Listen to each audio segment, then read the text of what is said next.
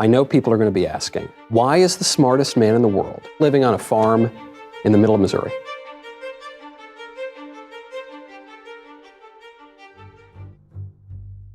Welcome to my extremely ethereal and trippy new set.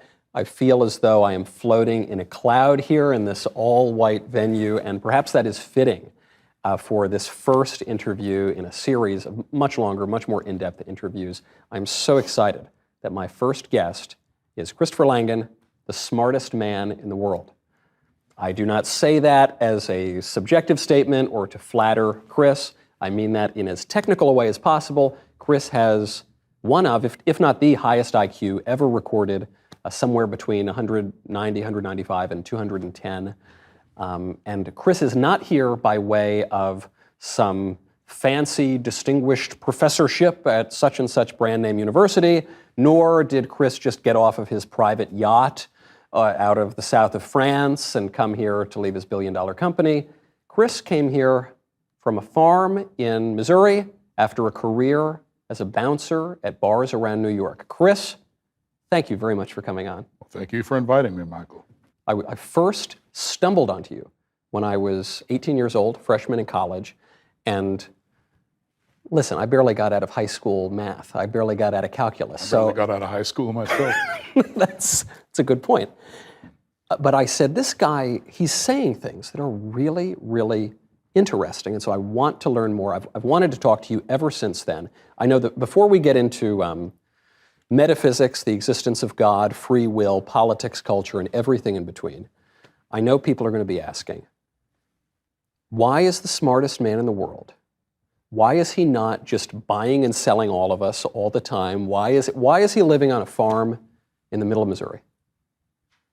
Well, that's a good question, and it's that I was never actually interested in money. When I was a kid, my brothers and I, my family, we were not exactly the richest folks in town.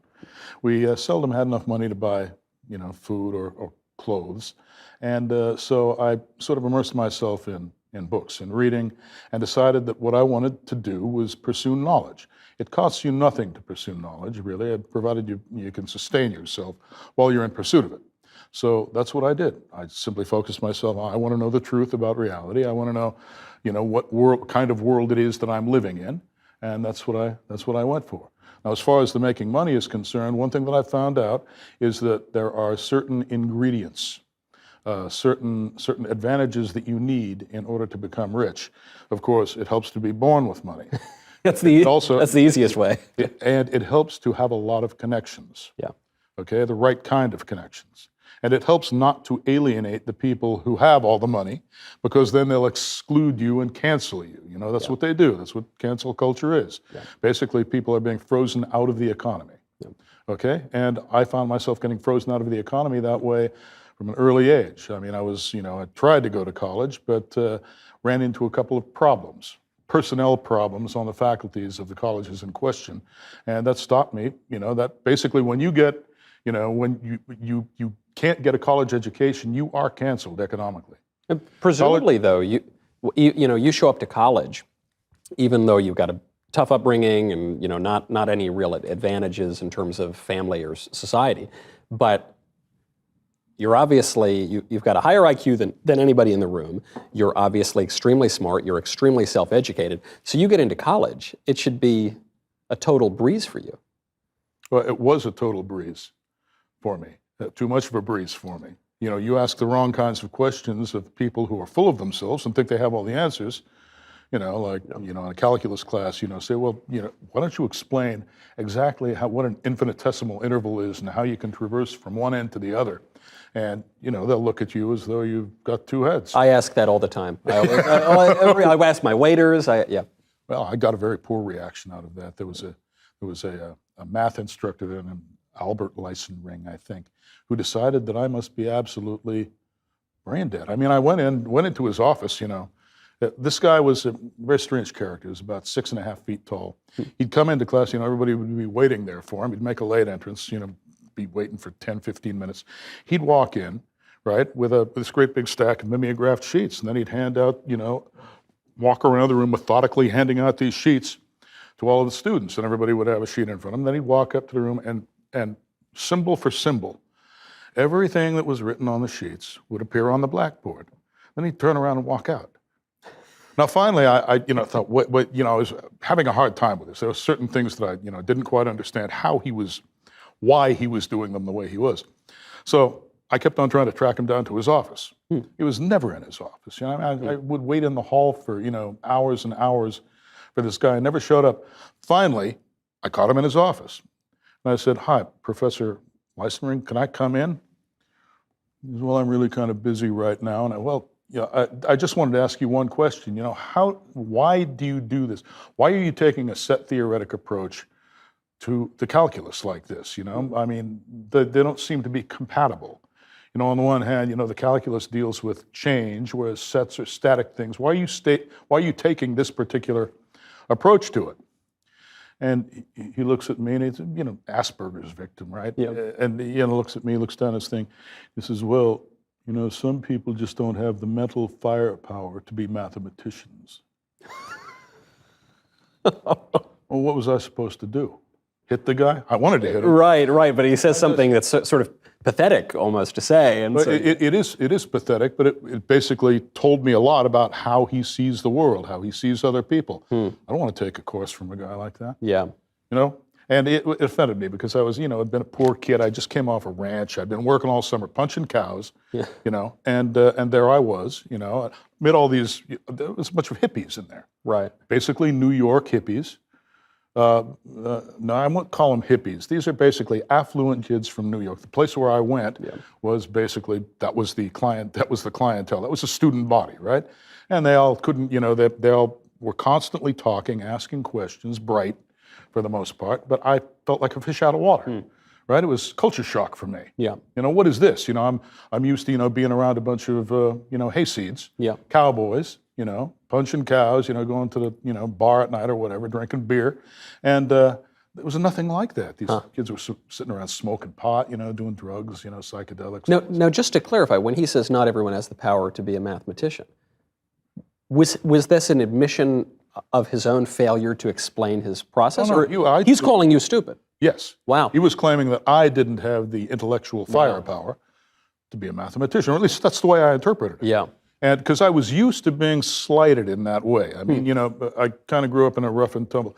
If people feel intellectually threatened by you, you get a lot of this kind of thing out of them. So I assumed that that's what was happening, and I've never heard anything after that would lead me to believe anything different.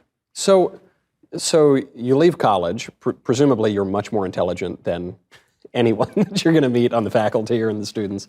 So you leave college. What is it about being a bar bouncer? What is it about that physical activity? Because presumably, even without a college degree, you could have done some middling, paper-pushing job, and it probably wouldn't have been very lucrative or fulfilling for you. But presumably, you could have done something like that instead of a tough, physical, potentially dangerous job like you're being a bouncer. Could have, but there are certain problems. I can't. For example, when I was in New York, I got a job in a grommet factory. Okay, it was Stimson grommets. You had Grumman aircraft there. And they got military defense contracts. I think they were working on F-16s at one point. And then there was Stimson grommets, which produced these aircraft rivets for these airplanes. And I had this machine, and man, the sound, the noise from this machine, wham, wham, wham. No hearing protection, no nothing was issued to anybody. Yeah. And I started, like losing my hearing and so forth. And I figured, well, I can't stand this anymore. I got to get out of here. So I was about to leave, but I had a girlfriend, and she said, "No, I want you to stay." So I figured, okay, let me see if I can get another kind of job. So I went and took the civil service exam and was offered a job by the IRS. And that, of course, was a moral dilemma. That's a fate worse than hell. Exactly how awful do I want to be as a person, And I decided that I needed to go home anyway. Yeah. So I went back to Montana at that point. But basically, then what I found out, I went back to New York when I was in my late 20s. That's when I started doing the bar bouncing thing, right? But I wasn't making that much money. I was working for $40 a night, coming out of there bloody, with ripped shirts ripped off my back. I couldn't even pay for the shirts, that I was making. So I figured, okay, what I'll do is I'll take the civil service exam again. Now, this is, I don't want to sound insensitive, but at that point in New York, there was a protocol whereby you take the civil service exam, and if you are a minority, if you are non-white, you get 30 extra points. Yeah. Well, there's nothing insensitive. This is just a fact. I mean, it's a fact of our law. It's just a fact. They've been doing it for a long time. It's called affirmative action, of course. And when that happens, and I'm applying to be, say, a police officer, right? And all of these other guys, these non-white guys, are looking also to be police officers. You learn that there's a line of 3,000 guys in front of you. So then you give up your idea of being a police officer, and you give up your idea of ever succeeding, getting a job on the basis of a civil service exam. Now, they do have white police officers in New York, but almost all those guys are connected. They've got some kind of uncle or acquaintance or somebody who's on the police force that will put in a good word for them. I didn't have anybody like that. And merit made no difference whatsoever. This is not a meritocracy we live in. Yeah. You can take any number of these tests and outscore everybody else and get nothing and nowhere. And it's especially true of civil service. It's true in a lot of fields in the economy, but especially in civil service, that has been a pronounced issue for a long time. So presumably during all this time, though, you're not just saying, as many people do when they leave college, whether they graduate or not, they say, okay, well, that's it. I'm never reading a book again. I'm done with all that book learning. Something tells me that's not your mindset, even as you're doing these physical jobs. It certainly was, and I would like go to library sales and found a little bookstore, that had some academic books in it, and just get whatever I could. And I always had to, basically read whatever I found. I couldn't afford to order a book, even back then, books were expensive. Yeah. So I couldn't go to a bookstore and pay full price for a book. So I was constantly buying used books, which were, when they were textbooks, they were used and therefore outmoded. The field advances, the book stays the same. Yeah. But nevertheless, it's got some of the stuff that I need in it. Then I can absorb that. So that's what I did. Yeah, just basically worked on my, on my own ideas, trying to apply what I read in these books. Was there any field that attracted you in particular? I mentioned that I don't have anything past high school math, and even that I was pretty sketchy on. Math, physics, philosophy, theology? Well, now when I was 14, I was working on a ranch in Wilsall, Montana, which is just across the bridges from Bozeman. I don't know if you're familiar with Bozeman, but anyway, I was working as punching cows, stacking hay, irrigating on this ranch. And I took 2 books with me, and one of them was a book by Albert Einstein on the theory of relativity, and the other one was a book by Bertrand Russell. Okay? And I would read these books. I was living in a covered wagon. They call it a sheep wagon these days. But literally, I'm not kidding. I mean, that's what it was. A kerosene lamp in a sheep wagon out in the middle of a field. Reading Bertrand Russell and Albert Einstein. Reading Bertrand Russell and Albert Einstein, and it occurred to me, these 2 things really need to be put together. And then, once I decided that, I started putting them together. And then I found out about Kurt Gödel and the undecidability theorem. And yes, absolutely. Okay, you see, because reality isn't just geometric, which is what Einstein thought it was, nor is it just linguistic. It's a blend of the 2, right? Russell saw it as being linguistic. Einstein saw it as being geometric. Okay, so I decided that reality must be logico-geometric, putting the 2 of them together. And of course, then I realized, well, I've got to put together a theory, construct a theory in which reality is actually logico-geometric. And so that's where the CTMU came from. And the CTMU is the cognitive theoretic model of the universe. Cognitive theoretic model of the universe. This is your theory of everything. My theory of everything, and it's all in the name. If you take a good close look at that, you've got cognitive theory, and of course, a theory is a kind of language, theoretic language, okay? And then you've got cognitive theoretic model, you've got a model, and then you've got universe. You've got a language, you've got a universe, and then the model is the mapping between them. CTMU says those are all the same thing. All of those terms, all of those properties are distributed everywhere over reality. Reality can have only one structure once you realize that and you implement it in theoretical form. So then the question I asked you is kind of a stupid question, because I said, which field was it that attracted you? And your answer is yes. Well, I would have to say it would have to be logic and language, and then physics and mathematics. Okay, so those are the fields, and that's what I thought I was conveying. But Yes. Apparently I need to spell it out. You do. No, you do, because, but this is so important that you're not just talking about this siloed aspect of thought, or this, philosophy over here, language over here, math over here, physics over here, but you're presenting something that is universal. Correct. Correct. Absolute and universal. To get the absolute invariance, the absolute truths of reality. Things that are true everywhere you go. No matter, at what time you exist or in what place you exist, it's the same. So for those of us who have an IQ that's a little bit lower than yours, I'll admit it, with no false modesty and no undue confidence. Well, IQ is not the last word on intelligence by any means. IQ is where you focus. You can focus, marshal all your intellectual energy and focus it very tightly on one item that you've been presented with. Okay, there's tests contain items, and you're focusing on each one of those items. You're not seeing anything else. Okay, and that's what IQ is. But in addition to that depth and that focus, there is also aperture. Think of the mind as a kind of camera.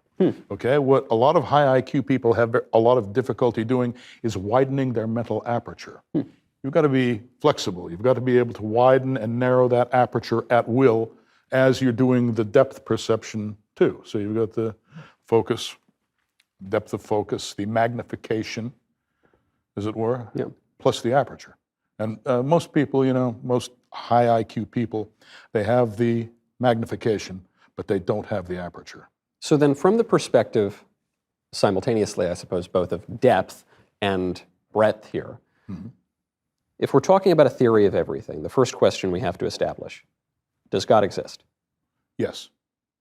Simple as that. Well, it's the identity has the reality has an identity. Okay? The identity is that as which something exists. Okay? Matter of fact, when you say the word reality, you're naming an identity.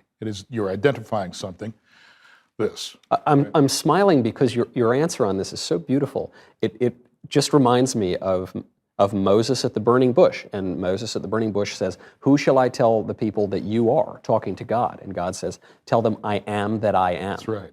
I am identity itself. I'm being himself. That's exactly right. And that's what the CTMU says. It just comes up with the mathematical structure that you need to build a reality out of that. You see? So you come up with that identity, and then you search it for its properties. You see, once you've built the preliminary framework, then you start deducing the properties of this identity, and you find out that those properties match those of God as described in most of the world's major religions.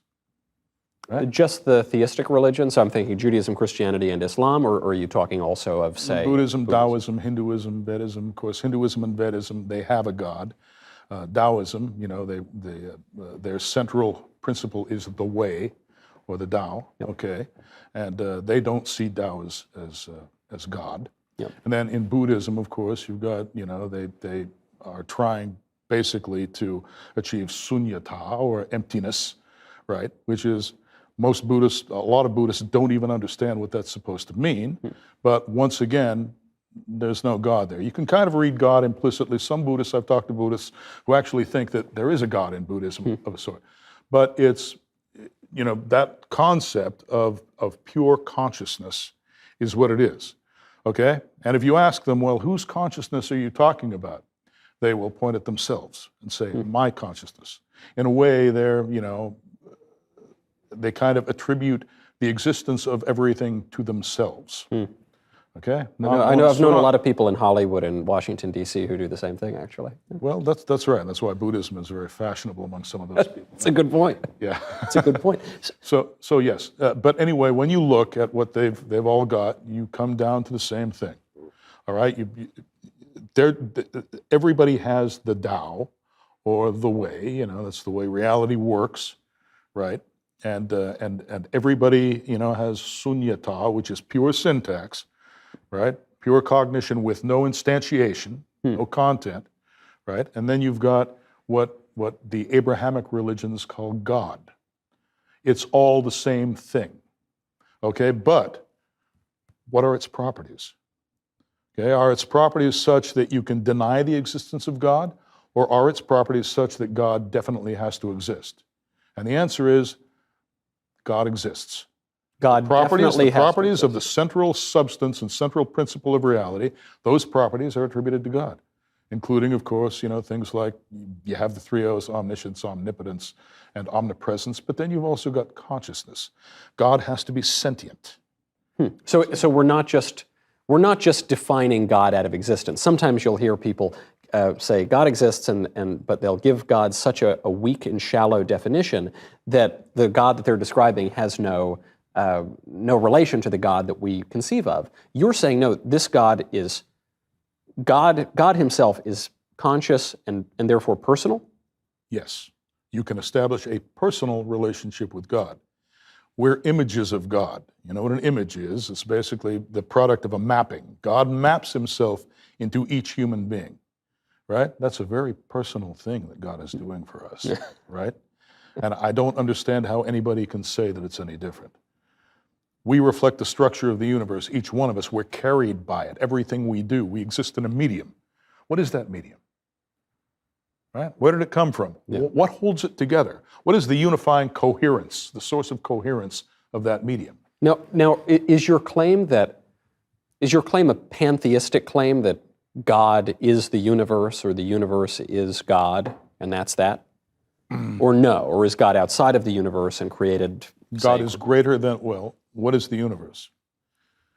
Damned if I know. You ever hear of the simulation hypothesis? Yes. Okay, well, the simulation hypothesis is basically the idea that the reality we see around us, physical reality, is simulated on some sort of an automaton or a computer. Yeah, some aliens somewhere have just, they've fooled us. Right, exactly. Oh, eat a piece of licorice. Before one launches into the simulation, one needs a little sustenance,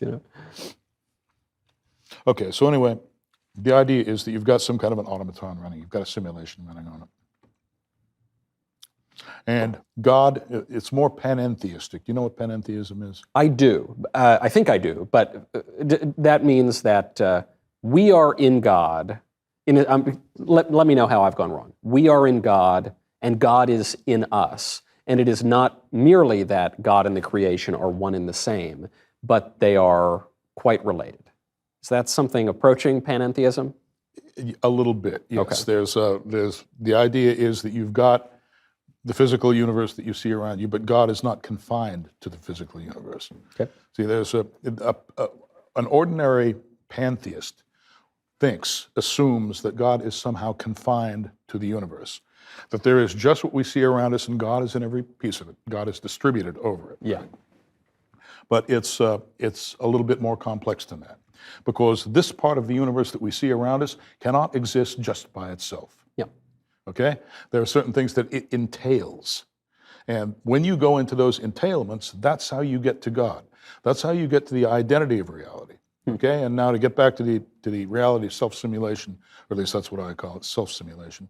But to get back to the simulation hypothesis, that we're living in the display of that simulation. In addition to the display, there is also a processing aspect. Okay? And God captures both of those things. He captures both the display and the processor. What do you mean? I hate to put it in. Well, I mean, okay, here's the display. You realize the display contains states. Yep. Okay, you see things, the objects contain states. States are static. Yep. That's why they're called states. Yeah. Okay, static. How do they change? Well, they have to be processed. Something has to process. Yeah. And in the calculus, for example, those are tiny little infinitesimal intervals. Okay, but they are not actually contained in the states themselves. They have a neighborhood, a little tangent space or what have you, where you can sort of draw little vectors that suggest that some kind of processing is going on. But the idea of being a state and being a process, those are two different things. Yep. In the ordinary way of looking at it, okay? It turns out that you can't properly describe reality and causation at all unless you put those things together somehow. And that's what it takes God to do. Okay? God provides the processing functionality for your state. You have an internal state, an external state. You're a material human being. Yeah. Right? Like, to explain how that is changing through time, and maintaining its coherence through time, even as it changes, that's what you need God for. Yeah, I certainly agree with that entirely. And so I might not be sophisticated enough to parse all of the quibbles that there might be, but broadly speaking, as a Christian, so much of what you're saying resonates as obviously true for me. The idea that, well, I'm a member of the body of Christ. The idea that God creates the world in this great act of love, this great act of charity. Self-love. And yeah, well, self-love. Don't forget, you're an image of God. Right. So in loving Himself, God loves you. And you're supposed to love God back. Right, and this ties into something like the Trinity, right? The idea that God is three persons in one divine unity. So all of this is making a lot of sense to me. So now, how do I make sense of consciousness? Well, ordinarily, you know what quantum mechanics, you know what quantization is? You know, I know the word. Yeah. Well, you decide what the ultimate irreducible objects are. You know, those are the quanta in terms of which you reason. It turns out that in order to quantize that theory that I was talking about, that theory of identity, where you've got the display and you've got the processor, and it's handling both. It turns out that in order to handle both of those things, you need a certain kind of quantum. That quantum is called an identity operator.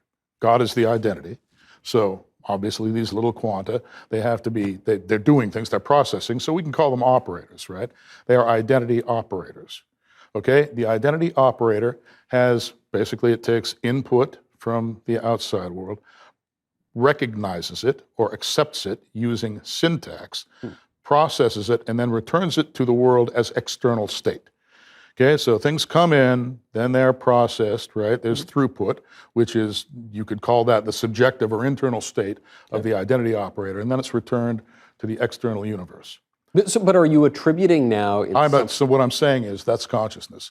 And I'm saying that consciousness exists in every part of the universe because those are the quanta. That's what I'm asking. Are you telling me that this table is conscious? In that sense, yes. Generically conscious. But it's relying on our consciousness to do it. There's levels of quanta, okay? These are tertiary quanta. They're all put together using physical localistic forces, right? But those are underdeterminative. They don't fully determine what happens. Why?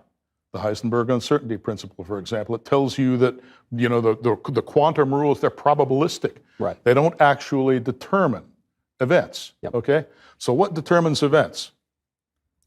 We do. We don't know how we do it, but we do it. When everybody's will is put together, we're all creating the best possible universe we can for ourselves. And God is what harmonizes all of our different perspectives and makes things happen for all of us at the same time. And if we were doing things correctly, this would be the best of all possible worlds. Sadly, however, we oftentimes make mistakes. And that's what we have to get out of doing, but we can't get out of doing it until we understand what reality is, what we are, and what the relationship between those two things is. Now, you've mentioned two things that raise a new question for me, which is you mentioned this idea of simulation, just the simulation or self-simulation, and you've mentioned us doing things. So then it would seem to me we have to tackle the question, do we really do much of anything at all in the sense, do we have free will? Yes, we do. Okay. Oh, I'm glad to hear it. I always thought we did. Well, yes, we have to have free will. Oh, I was discussing with you earlier the idea of a fixed array. Okay? Yeah. All right, now, modern physics know basically what you've got is you've got a bunch of quantum fields in superposition, and then those fields consist of little fluctuations, little quantum fluctuations, right? Where is the fixed array? We were talking about a manifold, right, with a bunch of zero-dimensional points. Yeah. Okay? Those two things are not compatible. Okay? Quantum field theory and that fixed array manifold where you can parameterize all of the causal functions using the manifold, that doesn't work. Okay? Those two things don't fit together. Now, you explained to me when we were speaking about this earlier, you put this into even more layman's terms, and it has already flown out of my head. Can you put that into more basic terms, what you've just said? But what was it you need to understand about this? What are you actually asking? Why are these two concepts you're describing, why are they not reconcilable? What is the problem with these? Oh, I explained that to you already. That's what, okay, all right. It consists of zero-dimensional points, yes. limit points, or cuts. I told you what a Dedekind cut was, right? Yep. These limit points have zero extent. They're exact locations, and that's a cut. You're actually, you've got something on one side of the point, and then you've got something on the other side of the point, and any line that you draw through the point itself is going to be cut by the point. Yep. Okay, so we call that a cut. Okay. Okay, and the cut is zero dimensional, which means that it has no extent at all. It's an exact location. It's precise. Yep. No extent. It's not smeared out. Okay. Yeah. If you take all of those points and you add them together, you get zero. Right. Because no matter how many times you add zero to itself, you just get zero. And because the manifold consists of those points, that's what you have to do to find out the extent of the manifold. Okay. So what this is telling you is that the manifold itself has zero extent. There's nothing there. So the real manifold of classical physics is a paradoxical construct. Okay? Okay. So that's why those two things, that's why that doesn't work with quantum field theory and the idea that things are quantum fluctuations and fields. That's why, as a matter of fact, that particular concept of the real manifold, that doesn't work for anything at all. It's a conceptual convenience. We can reason about reality in terms of it, and we can actually get to some very interesting conclusions. Okay. Using it. You're right. But it doesn't work in the long run. Okay? And because it doesn't work, most causal functions, of course, are parameterized in terms of this manifold. Okay. Okay? In other words, you take, you've got X, Y, and Z axes, and the forces that exist, the forces that cause things to happen, right? Those forces are all directed along one of those axes. That's what a force is, right? Okay? When you take away the points, those zero-dimensional points, now all of that disappears. The basis of causation has just fled the coop on you, right? Okay. Because you no longer have little points, the tails of the little vectors that point there. You can no longer parameterize your causal functions using those points and vectors. So what do you do to get causal functions?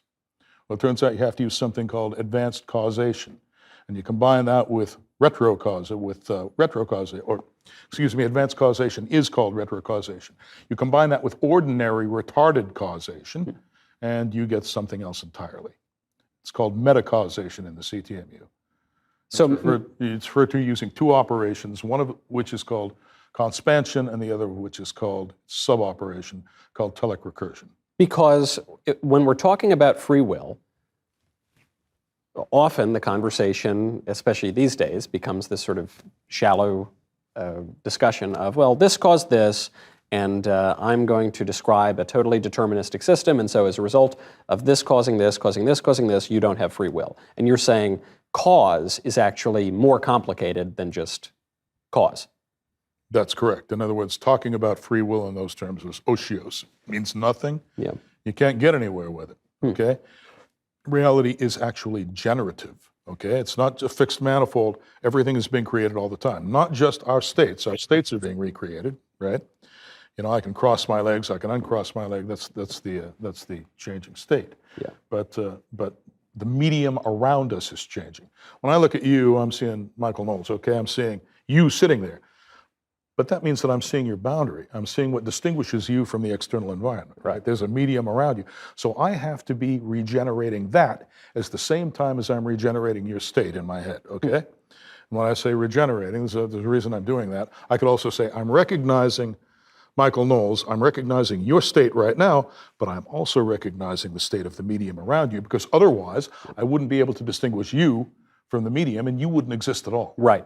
Right. Well, it's sort of like a little baby, right? Has trouble recognizing the limits of things and recognizing what some individual object might be from, the glass on the table. They have trouble distinguishing those things. Precisely. Yeah. Okay. The baby has to learn to distinguish those boundaries, and it has to receive the right visual cues at the right age so that it can actually learn how to do that. Yeah. So now we're at metacausation. So what does metacausation Causation works from past to future, okay? Metacausation works from past to future and from future to past in a closed loop. It's called a conspansive cycle. Okay. Okay? So that's basically what we have to do to quantization in order to make causality work. And of course, when I say causality, I mean metacausation, okay? So how does... Because ordinary past to future causality, parameterized by a fixed array, that doesn't work. So I get past to future. This seems pretty simple. I pick up the glass of water, I put it over here, and now I remember 2 seconds ago that water was over here, and then I caused it to go over there. Right. So how do you cause something to go from the future to the past? It can't go anywhere unless there's some place for it to go. Yeah. That's all I'm saying, okay? Yeah. This is, in the universe, everything changes with time. You're actually, in the theory of relativity, for example, all the points are events. Yep. Okay, and that means that there's a time parameter involved. Okay, so when you take that glass and you move it from there to there, okay, you think that there's a point right there where you're going to move that glass. That's false. Okay, the point to which you are going to move that glass is actually in the future. When you pick up that glass, it's still in, you understand what I'm saying? Yes, okay, that makes sense. And then getting back to God, I guess we're always trying to get back to God. God is outside of time and space. Well, God distributes over time and space, and there's some left over. Time and space is static. It's a display. Okay. Yeah. Imagine that you're a little homunculus inside a computer display, like the Matrix, for example, okay? God not only distributes over that, but there's a whole other domain where God exists. And that's the processing domain. That's the non-terminal domain in the CTMU. We're in the terminal domain, right? And most physicists, when they try to reason about the terminal domain, they reason under physical confinement. Okay, well, I can only look at physics, and I have to use what I know about physics, what I can observe about physics, to explain everything else that I explain. So they have that kind of explanatory closure going right there. So speaking of this non-terminal domain, in a really basic question, I'm not going to ask you if I'm going to go to heaven or hell, but will I go to either heaven or hell? You will persist after you die, okay? Where you go depends on who Michael Knowles really is. And you would know that better than anybody. Yeah, I hope I know that better than. But you're telling me I'm going somewhere. Yes. You're confident of that. I don't just evaporate. I don't just turn into oblivion. Well, you can. If you displease God, that's exactly what's going to happen to you. God is going to cut you off, and he's going to say, I can't see him anymore. He's going to turn away from you, and then you won't be able to reunite. Salvation will be impossible for you, because salvation means that God has got to pull you back into himself. Right. Okay, but God doesn't want to see you anymore. He doesn't even know you exist. He knows your physical body is there, but he's not interested anymore because you hate him, you deny his existence, you offend him, so he's not going to look at you, right? So now what happens? Well, okay, you're dead. You still want to live. There's something in you that still desperately wants to live, so it's still going to be there. What happens now? Well, you try to create your own world for yourself, but if you're a bad person or you're an evil person, what kind of world is that going to be? It's going to be an evil world, and that's what we call hell. This is what John Milton says in The Mouth of Satan. He says, the mind is its own place, and it can make a hell of heaven or heaven a hell. Now you got it. It reminds me of Dante also, this idea of God turning away. The very deepest part of hell is Satan frozen in a lake of ice of his own making because of the flapping of his own wings, because he's apart from the warmth of God. Precisely. Okay. That's the way it has to work. So we've gotten through death, judgment, heaven and hell, free will, and God. Not completely. There's a lot more to be said. Well, and we still have some time. I mean, fortunately, on my usual show, there is about 30 seconds to come to any conclusion about anything. And thankfully, I am not bringing Chris Langan to Nashville to talk for 10 minutes. This is going to be a much longer discussion. So for this discussion, would you like a cigar? Sure. Good. I haven't smoked a cigar in a long time.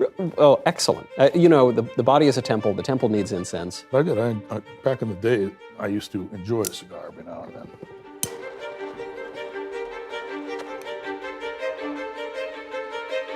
Good cigar. I'm glad you liked it. This is one of my favorite cigars that's come out. You know, if you were on the Joe Rogan show, they would offer you something a little stronger, but we're going to keep it to tobacco on this show, I think. I think I've seen a couple of, I've seen the Rogan show a couple of times. He was talking about some kind of drugs. At that point in his career, I think that's all he was talking about. Yeah. Did you ever get into drugs? I'm not saying, just because you were around bars in New York, but even the drugs that everyone says expand your mind and anything like that? Well, you couldn't really grow up in the era when I grew up around the kind of people I was surrounded with without trying, some drugs. I don't have a substance abusive tendency in my body. Yeah. I just don't have any bad habits except for this.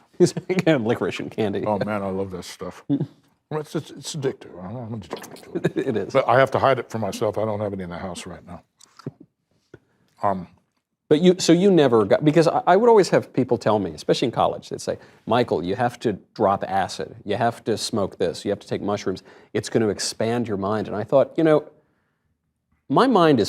my brain, such as it is pretty much all I got. I'm not exactly the captain of the football team. And if some drug messes up my brain, I'm sunk.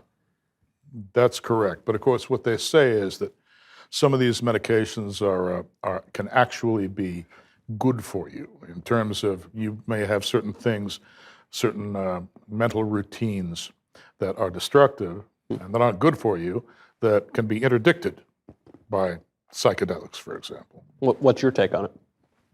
My take is that could very well be true. The psychedelics could open up a gap between your temporal consciousness and your non-terminal consciousness, right? Your mind it's an extended stratified thing.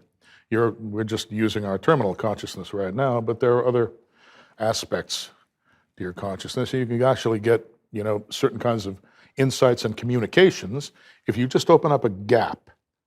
You understand? And let them come in and fill the gap, and then, you can see them as they would ordinarily.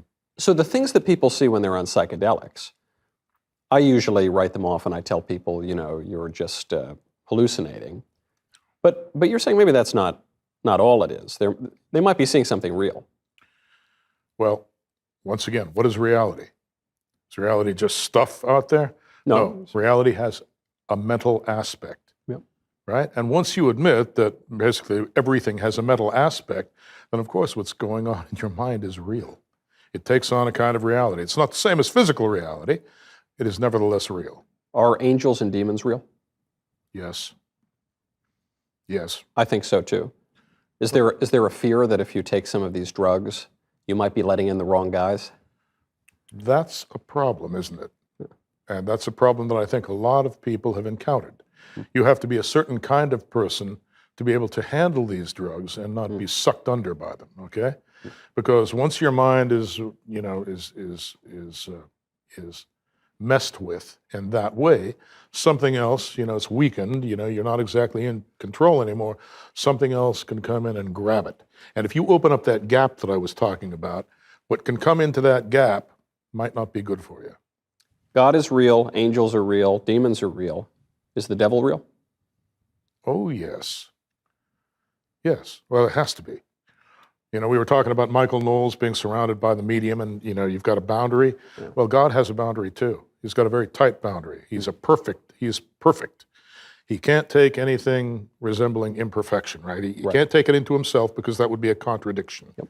Okay, so God needs an antithesis in order to be properly defined. What is that antithesis? Anti-God or Satan. So it definitely exists. Now, Satan isn't coherent because, he basically hates existence. Nevertheless, he gains coherence through human beings, through secondary tellers, as they're called in the CTMU. In other words, Satan can nucleate power structures, for example, things like corporations and governments, where you've got people in there that can be acquired as resources, and there's a kind of skeleton, a corporate organization, a governmental, organization that's holding them together, holding them in place, that can be exploited by Satan. So you're not describing Manichaeism. You're not saying there's God and then the opposite of God and there's some maybe equivalence between the two. You're saying that God, obviously there is an antithesis. Christ has an antichrist, but that it's incoherent. And are you saying that he sort of that the devil sort of lacks substance, or that's why he needs the humans? I'm saying the devil lacks coherence. Coherence is what brings everything into superposition, right, with itself. In other words, it allows something to, this is going to sound a little bit paradoxical, allows something to communicate non-locally with itself, right? All of its possible states are in superposition. They exist all at once, okay? And this is pretty much inescapable. I'm reminded of a writer, René Girard, who had this idea that the devil, being who he is a kind of contradiction of being. And it seems to me what Girard says is something similar to what you're saying, which is that he requires us to kind of do his dirty work. That is correct. Yeah. We give existence to the devil, to Satan. Now, you have to make a distinction, however, between Satan and Lucifer, for example. Now, Lucifer is an angel. Okay, that's what he's supposed to be. It's a fallen angel, right? You know, but nevertheless, an angel, right? The angel of light, okay, the morning star, whatever you want to call him, okay? That is not Satan. Those are two different things. What's the difference? This would no doubt be classified as a heresy, for example, in the church. I did not bring the Inquisition with me yet. They're not behind the curtains here. So what is your idea then? Because traditionally, it's understood that Satan and Lucifer are the same person. You're saying they're different. Yes. How are they different? Well, Lucifer walks the fence. Basically, he's the angel of light. What does light do? Basically, light is what brings reality to us. Okay? He's walking the fence between good and evil. We're all in the same boat. We all walk the fence between good and evil. Okay? How can we do that? Okay?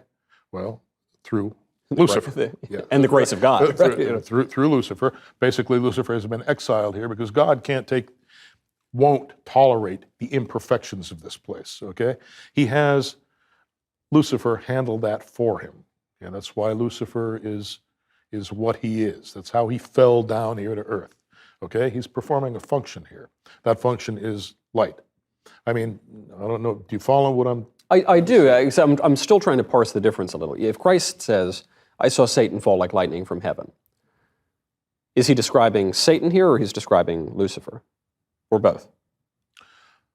If Christ were here and I could hear his exact words, I could perfectly interpret them. Right, okay. Yeah. But it's very hard to do that, 2,000 years after the fact, right? With all the different translations and interpretations that the Bible has undergone, okay? And so what I like to do is I like to approach it from first principles and look at it logically, right? Rationally. And what does logic tell us, if anything, okay?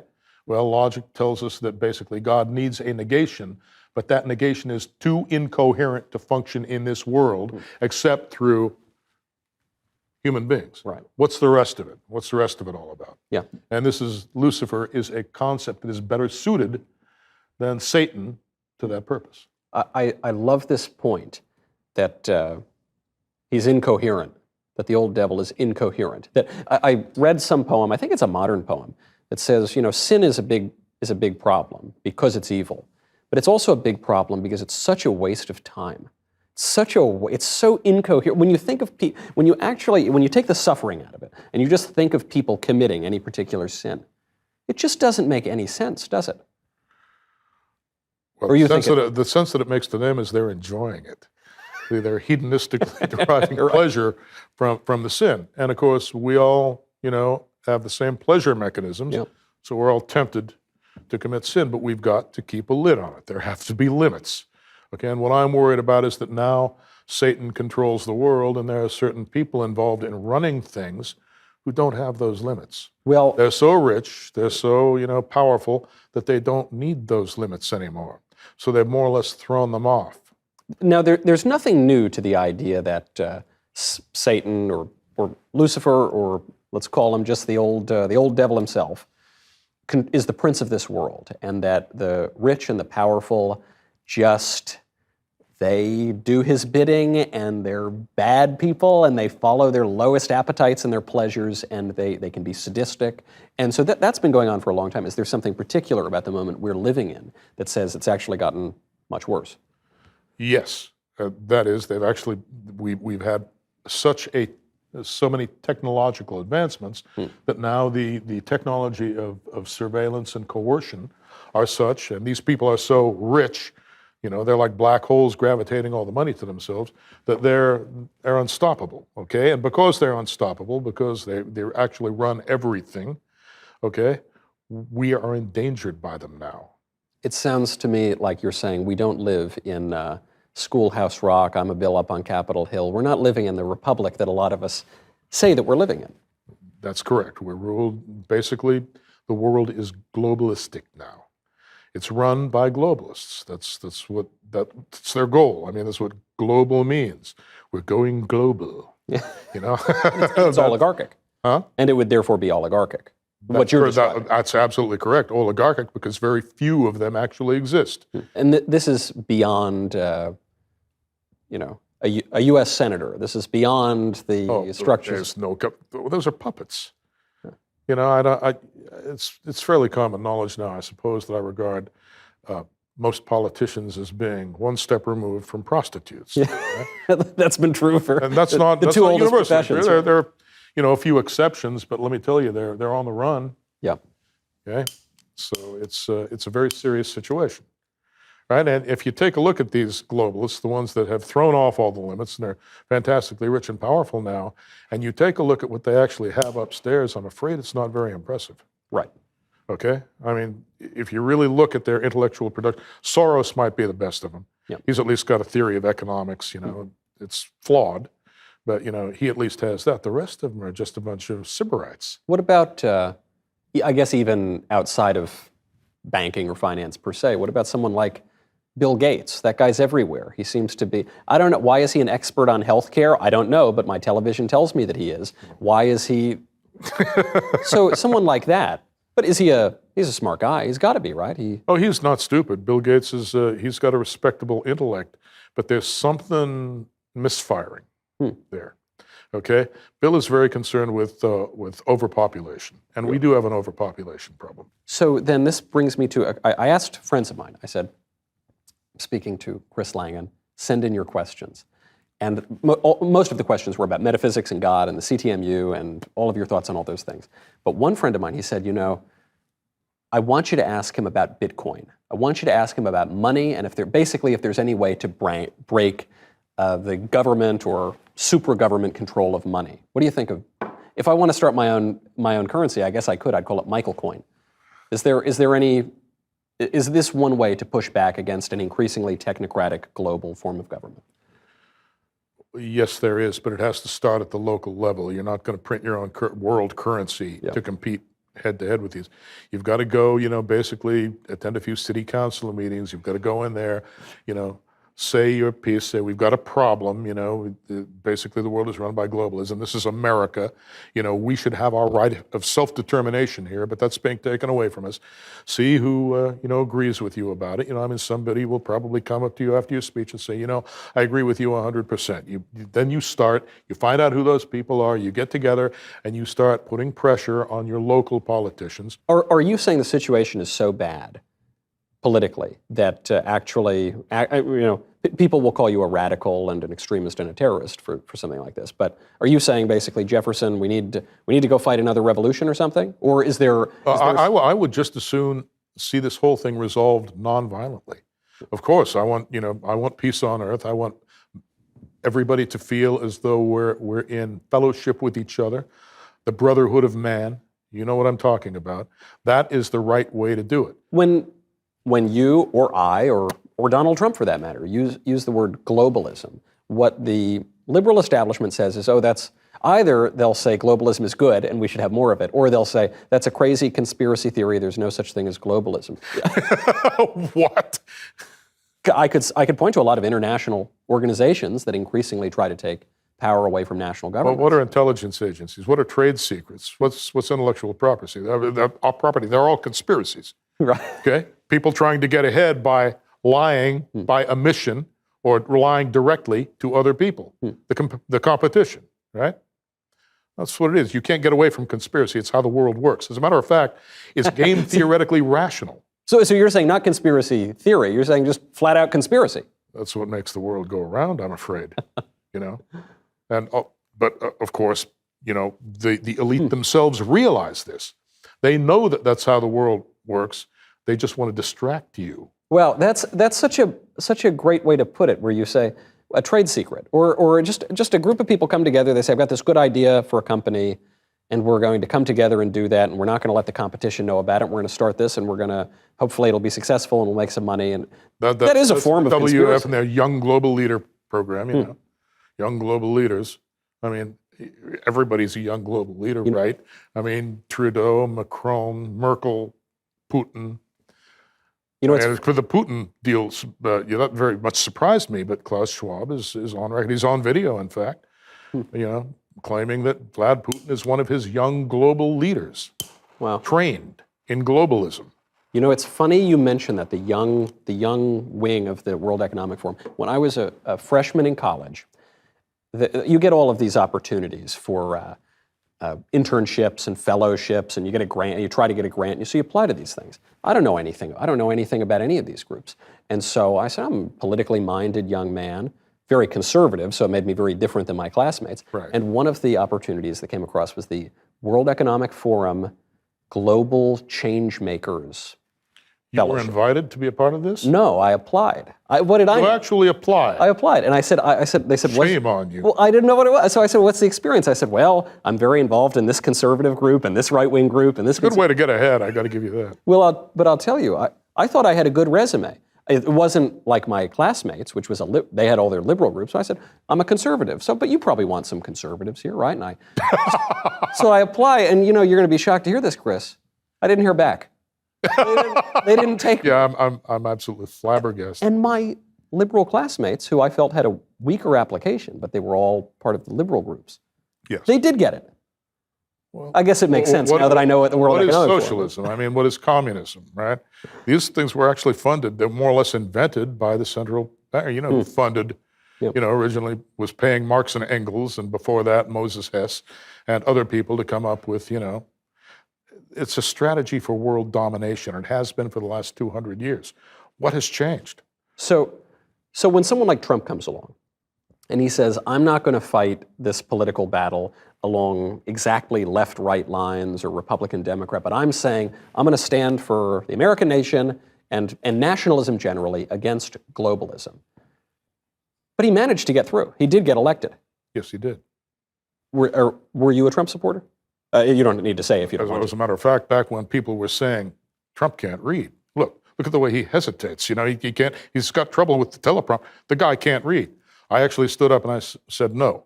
I said I've met Donald Trump, and I think his IQ is probably equal to that of the average Harvard professor. Really? Yeah. Oh yeah. I actually stood up for. Of course, I never got anything out of it, but you know, I thought I was doing. You know, you just said it because telling people that, you know, basically he is competent. He's a good businessman. You know, and therefore could be good for the country. And I wanted people to understand that. So how did this guy, and I've asked this to my friends, and I said, how did this guy, who I think was basically on the level and really did at least try to pose a stopping block to the globalism program, how did he ever get elected? How'd they let him through? Well, he was a little bit of a wild card. Trump is not as easily controlled as some of them are. So he stood up there and he spoke his mind. He's got good instincts in that respect, because what he said resonates with what is in the minds of a lot of American citizens. We want to have our own country. We want America to have first. We don't want our borders to be open. We don't want millions of third world migrants coming here every year and displacing us from our own territory. I mean, and Trump actually, he did a good job of enunciating that. That's how he got elected. Okay? And the first time around, you know, they weren't prepared. Yeah. You know, so they couldn't do anything about it. The second time around. Yeah. Are you suggesting, Chris, that there were some questions about the 2020 presidential election? Anyone who doesn't understand that election was, shall we say, not quite up to snuff, is some kind of moron. Because I was told by all the fact checkers and all the social media censors that if I raised any question, I said, you know, it seems like they kind of violated the law in Pennsylvania, and it seems like actually they kind of extended the voting periods. They said that's crazy. You're a conspiracy theorist. How dare you? Well, that's exactly what they do. You see, you've violated groupthink, so you're out. Your opinion means nothing. How would you describe your politics? Populist, conservative? I was always pretty much of an independent. When I was a kid, I was basically a Democrat, working, you know, I mean, my family was Democratic, you know, it was I think my stepfather was you ever hear of the Wobblies? Yeah. He was an organizer for the Wobblies out of Chicago. Okay, and so always I was raised around this liberal attitude. So yeah, we were Democrats, and I thought, okay, yeah, the working man, the people that actually hold this country together, that keep everything moving, those are the ones that we should really care about. And if we're not careful, the rich will walk all over them. So they need somebody to defend them and to take care of them. And I'm one of those people. I wasn't rich. My family had no money at all. Yeah. So naturally, I gravitated to that. Then the Democratic Party changed. Okay, no longer was it about the working man. Suddenly it was full of like these billionaire techies that have never done an honest day's labor in their entire miserable lives. Okay, and I realized, wait a minute, things have changed here. Yeah. There is no more Democratic Party of the kind that I used to know about, okay, that I used to belong to. And that's when I became a conservative. And a conservative in a stronger sense than most people who call themselves conservatives today, because they're really just cuckolded by the liberals. No, they're afraid to say boo to them. I mean, look. Well, it's funny. Now, I was told some years ago, this was probably 2016, 2017, someone said, Michael, you can't use the word cuckold as an insult because that's racist or sexist. And I said, look, I'm of Italian extraction. Cuckold is the oldest insult in the Italian culture. That even the Sicilians have a gesture for that. Yes, and it's the rock star gesture. I think I forget the name of the rock star, also Sicilian, who popularized it, and a very famous. I can't believe his name escapes me. But that sign, it's the symbol of the cuckold. I said, there's nothing wrong about you. It's a very funny insult, and it's descriptive as a matter of fact. Apparently, some married couple. Apparently, there are married couples that actually that's their hobby. right. I can't see it myself, but not my thing. Right, but and it's obviously it's disordered. Nobody wants. I don't think rationally anyone would say that's a good way to live your life. And what you're saying is that there are people who call themselves conservatives, and really they're just cuckolded, or they just give in to the other side. It's a figure of speech. Yeah. We're not accusing them of literal cuckoldry. No, they might be. I don't know. I'm not in the bedroom. But basically, they are letting the other party wear the pants. Yeah. And they're putting on their little panties. Yeah. And doing whatever they're told. That's what I'm saying. Yeah. That's the modern RINO, the modern Republican. That's what most of them are. And believe you me, most of them wouldn't do a damn thing for anybody else. Right. They're basically into their own thing, their own self-interest, and they just never take any risks on behalf of the American people anymore. And that offends me, because we're paying them and they've promised to represent our interests, and they're not doing it. Well, you look at really basic issues, something like immigration. Well, and Trump really won on the immigration issue. Something like immigration, this is no insult to anyone around the world who wants to come to the United States. Frankly, it's not even an insult to the illegal aliens who are pouring across the border. But I think anyone can agree, taking in 1 million legal immigrants and 2 million illegal immigrants annually, it's going to be more than that this year probably, on top of that, 3 million people per year. Taking them in? Whose houses are they living in? Yeah, See them living in anybody from Washington, D.C.'s house? No, it's not Martha's Vineyard. It's not Southampton. You don't see too many of them there. No. But it's a political strategy that is opposed. If you look at public opinion polls, the vast majority of Americans, including lots and lots of Democrats, want to drastically reduce this immigration issue. And yet, doesn't matter which party gets elected, the border remains open. The West, especially after World War II, you've got this huge boom in the West. You've got the second half of the 20th century. Now we're into the 21st century. That's where all the money is. That's where all the opportunity is. And so just naturally, people want to flood in there. And if you've got relatively lax immigration policies. Well, we used to have, in order to get into this country, you used to have to prove that you were of value, that you could offer it something. It wasn't just about us giving to you. If you were an immigrant and you wanted to come here, you had to show that you had something to offer yourself. Okay? You had to, learn English. You had to go through Ellis Island or wherever. You had to learn English. You had to learn about the Constitution. You had to buy in to our political. But now it seems you're incentivized to hate America, or to hate Western civilization. That's right. And now who would be doing that? Any real American? Not that I know of. Okay, it's a contradiction in terms. So what's the end game here? I mean, if The end America... game is world domination. They're going global.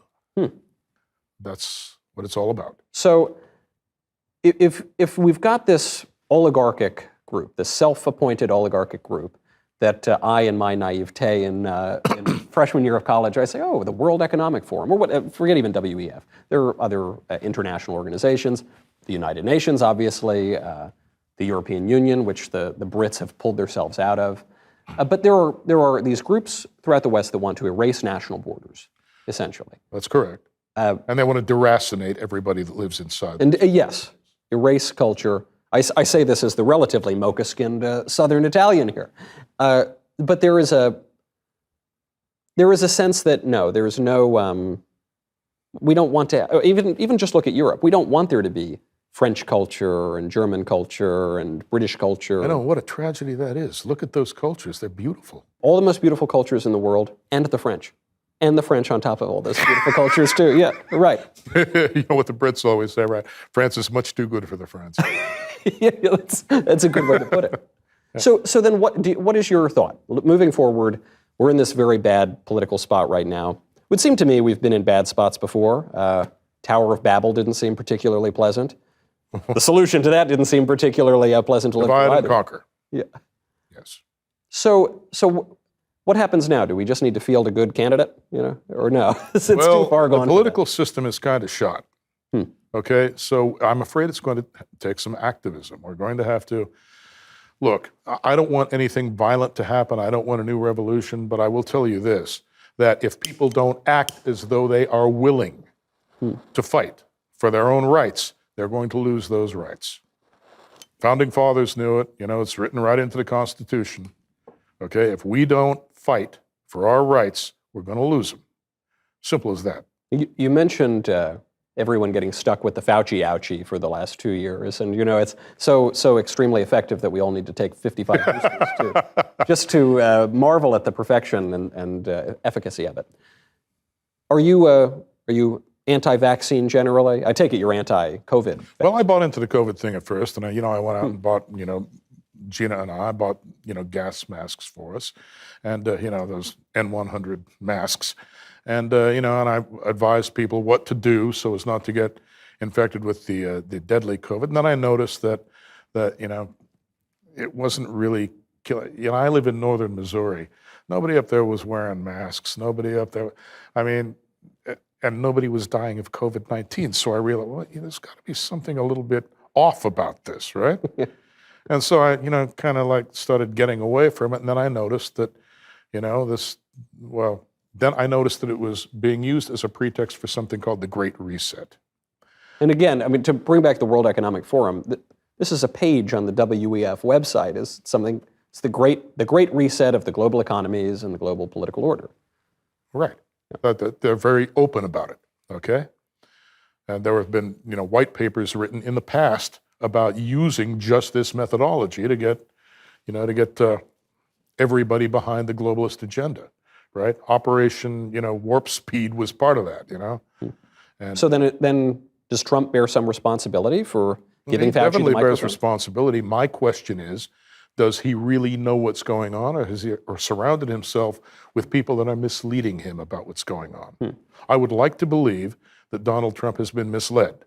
But if he knows how much damage those so-called vaccines have actually caused, and he's still pushing them, then we have a problem. If you raise any questions about even the COVID vaccines, which don't do, at the very least, they don't do what Biden and Fauci and Walensky told us they would do, namely to stop you from contracting the virus or spreading it to others. At the very least, it doesn't do that. You're called a crazy anti-vaxxer. Well, that's called cognitive dissonance. Right. Who's crazy? If you can look at the reality of what is happening and you can deny it and call anyone who believes in it a conspiracy theorist, what kind of person are you? Well, you're obviously a nut job, a kook, a moron. You're something like that, right? And that's what all these people are. As I say, conspiracy makes the world go round, okay? Now, beyond finance or beyond these NGOs, you mentioned the intelligence agencies. Something that occurs to me is if I were working at an intelligence agency. They never invited me. Never got that invite on ZipRecruiter. Perhaps you should consider yourself lucky. I think I do. I certainly do. But if I were at an intelligence agency and I heard there was a guy with the highest IQ ever recorded who was contradicting the liberal establishment agenda, I'd probably have a file on that guy. Have you had any run-ins with the? Some interest has been shown. It was oblique. They're very, let's just put it this way. I managed to, meet, a couple, 3 people that are involved in that line of work when there was no actual reason that should have happened.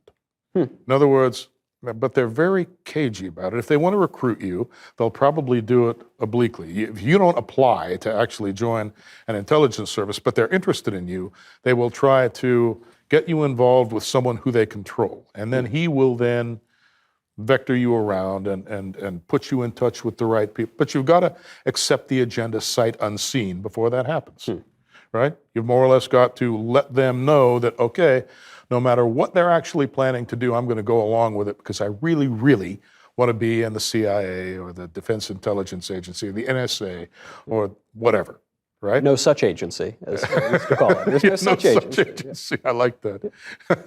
Yeah, but you have to somehow display some sort of willingness before you will be directly approached by them, okay? And I guess I never displayed that kind of willingness. So I'm not I'm not there. I'm not in the intelligence community. I am, periodically in touch with people who are in the intelligence community, in various email distributions and things like that, but that's it. Since we're already in it, there are going to be people out there who say, this guy is talking about every conspiracy theory I ever heard in the whole book. Since we're already in it, to take a slightly different tack, but still within the realm of what Wikipedia is going to call it conspiracy theories, do you believe in aliens? Well, I will say this, the intelligence community, large sectors of it believe in aliens. Really? Yes. Oh, absolutely. It's a big, they're constantly discussing these things. Yes. And if you look at the global elite, and you wonder, well, I don't want to blame the world banksters for this, that's a conspiracy theory. Then who is pulling all those strings? Okay? Could there be another kind of entity, aliens, demons, whatever? Could there be something that's pulling their strings that the global banksters know about, right, and they're taking orders from, but they're being totally concealed and hidden from the public? This is a viable hypothesis, and it's one that the intelligence communities don't reject. It's funny you pose but which is, kind of neither here nor there, because the intelligence communities themselves could be run by aliens, for all we know. People are going to be laughing when you say that there are aliens that let them laugh, okay? But they won't be able to come up with any supporting argument against what I'm saying. They don't know enough. Well, they're ignorant. It's funny that you mention aliens and demons in the same breath, because I don't particularly believe in aliens. I mean, what do I know? There are a lot of things I don't know about. But I certainly believe that demons exist. I'm pretty confident that demons exist. I'm less confident that aliens exist. Well, but the thing is, a lot of people are reporting that they're seeing these UFOs and the tic-tac. Other strange alien-suggestive phenomena. Yeah. So what is something like, they call it the tic-tac, of these weird UFOs that seem to violate the laws of physics? Correct. Basically, they look like, little, blobs of light or spheres that can commit these maneuvers that are totally against the laws of physics as we understand them, right? They look like they have mass, but somehow they're not subject to inertia. They can turn on a dime, on a right angle, and continue at the same speed. They can accelerate at, a tremendous, with tremendous G-forces. Okay, how can that happen? Do you have any theory? Well, yes, I do. But it's it's fairly involved. Basically, when you reduce the world to telesis, and you understand that reality consists of a merging of mind and matter. It's an interplay, of the two. It's not just stuff, and it's not just pure abstraction. It can be real without necessarily being a completely physical phenomenon. Okay? In other words, there can be a mental component to it. Right? And that is what I think is happening here. I think that actually there's something to it. The number of people that report UFO incidents is simply too large. people aren't, they're not all liars. They don't run around risking their reputations by saying, okay, I'm going to make a nut out of myself and say, these UFOs exist. But couldn't they just be nuts? Well, I suppose they could. But you're saying there's too many. I'm saying it's very improbable that they are. I mean, because not that many people are that nutty. Well, my friend Andrew Clavin, who you met earlier, he has this party trick, which is he's a mystery writer, and he has written ghost stories and things. And at dinner parties, he'll say, hey, I'll ask a random person, he'll say, hey, have you ever seen a ghost? And he says a lot of the time, people will say yes. And throughout history, people report having seen a ghost. That is correct. And he says, too many people are saying they've seen a ghost for there not to be ghosts, or something like a ghost. That's correct. That is absolutely correct. Have you ever seen a ghost? I've seen things that look like ghosts. Yeah. Such as? I have. I've seen things that look like UFOs, too. They're there. I mean, if you're not a very observant person, you'll never see anything like that. If your mind is completely closed and you just screen all that stuff out, you'll never see anything like that. But if you're an open-minded person and you're observant, you will see things like that eventually. Okay? I don't want to put you on the spot to give an example, because sometimes if I describe an experience that I would call religious or numinous, sometimes people say, well, describe it. And I say, I can go around the edges, but it's somewhat ineffable. Could you describe such an experience? Well, yes, I could describe such an experience. Okay. Well, on the UFO thing, I was working for the Forest Service near Lewiston, Montana, in the Lewis and Clark National Forest, not too far from Malmstrom Air Force Base. And I was in charge of a mountain range called the Little Snowies. Okay, I was the fire guard, the regional fire guard for that area. And I was alone up there. There were campgrounds, and I'd go up and tend to the campgrounds and make sure that they were all cleaned up and everything. And that was one of my duties. And I had to be a fire guard, which means putting out forest, spotting and putting out forest fires and things like that. One day I was up there in a Forest Service pickup truck at a certain campground, and I was there, and suddenly I look up, and I say suddenly, it was just in the sky. I became aware that it was up there, and I looked up. There's this huge spheroidal, but elliptical, not a perfect spheroid, like a saucer that was turned partially on its side. Okay. And I thought, well, that must be one of those, lenticular clouds that I've heard of. Yeah. So I looked at it and I figured, okay, now I wonder how this evolves in time. Totally changeless. I actually took sticks and I tried to use parallax to figure out, what is this thing? Why isn't it changing? Why isn't it moving? Why is it completely featureless and metallic looking? Well, it wasn't any lenticular cloud. Okay, and I literally stared at it for a long, long time before I finally just got, okay, it's there, got back in my pickup and drove away. Did you call it in or anything? Well, I've told a number of people about it. Yeah, I didn't call it in, no. It was irrelevant to the state of my campgrounds, It's funny you mention, because sometimes people say, this is a little different than seeing a UFO, but somewhat related.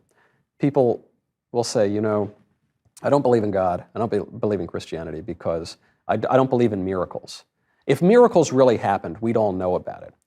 And if you look at the gospel accounts of miracles happening, the wildest part of it is not the miracle happening.